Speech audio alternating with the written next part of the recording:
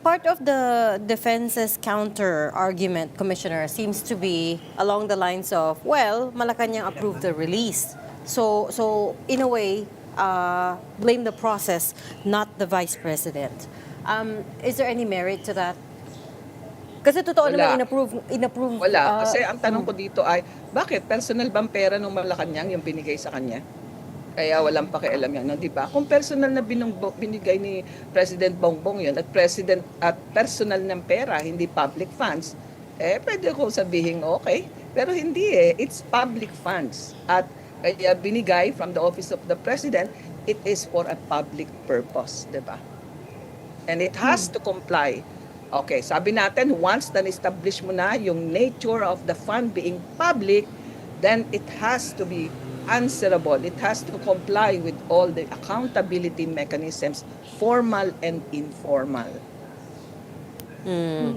So all the other agencies that receive confidential funds, kahit kanino nang galing, have basta to go. na-establish natin na it is, yung nature na is a public funds. Kailangan may record, kailangan transparent, kailangan may accountability, kahit saan pa nanggaling yan.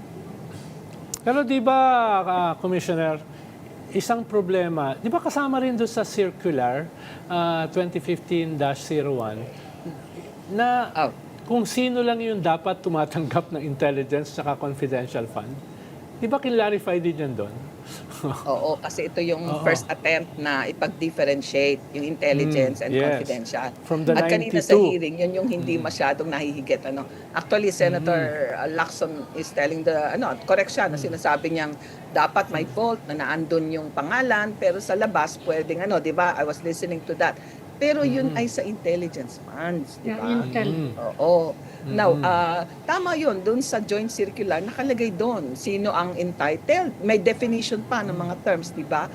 Ngayon, may isa kasi doon isiningit Ang nakasingit doon yung provision na sinasabing, any as provided in the General Appropriations Act.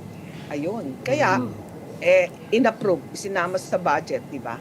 Although may question dito yung iba, sabi nila, wala siyang line item na di ba? Dahil ang nag-submit ng budget noon was Office of the Vice President, outgoing VP Lenny, di ba? So, yun yung debate doon, So, yun. Pero, tama yung sinasabi ni Secretary Ronald, na kailangan hinihimay sino ba ang dapat pagbigyan.